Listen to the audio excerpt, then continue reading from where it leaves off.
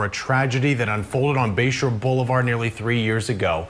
Jessica Reisinger-Robineau and her 21-month-old daughter, Lilia, were killed attempting to cross the street when two young men were racing.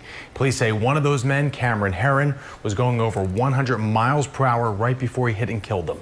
ABC Action News reporter Heather Lee was one of the first reporters there on the scene that day of the crash and has been following this case ever since then. She was in court today as Heyren's family pleaded for forgiveness and the victim's family begged the judge for maximum punishment.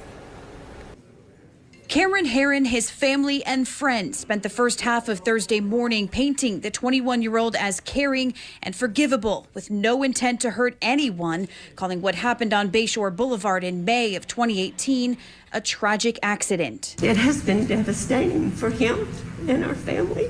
The impact plays over and over in his head.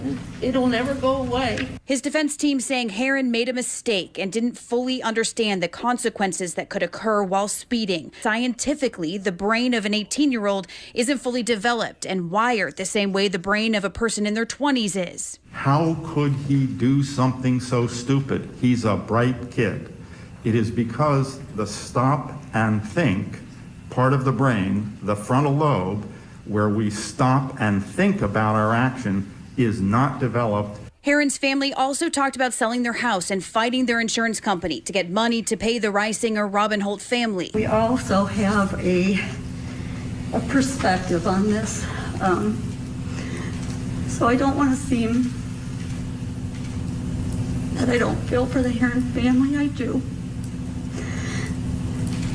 But their perspective on what they've lost can't compare to two sweet souls crossing the street coming home from a party. The state also pulled up a log from Heyren's Mustang that details how fast it was going just days before the crash, 162 miles per hour on I-75. This was a crash, not an accident.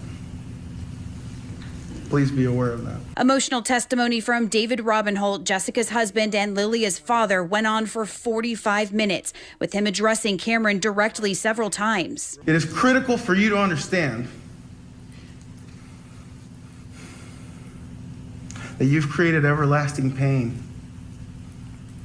and depths of sorrow. He described his wife, her character, and personality. He then discussed how it feels to walk into his daughter's bedroom. I can't get the thought out of my head of the entitled monster who killed them.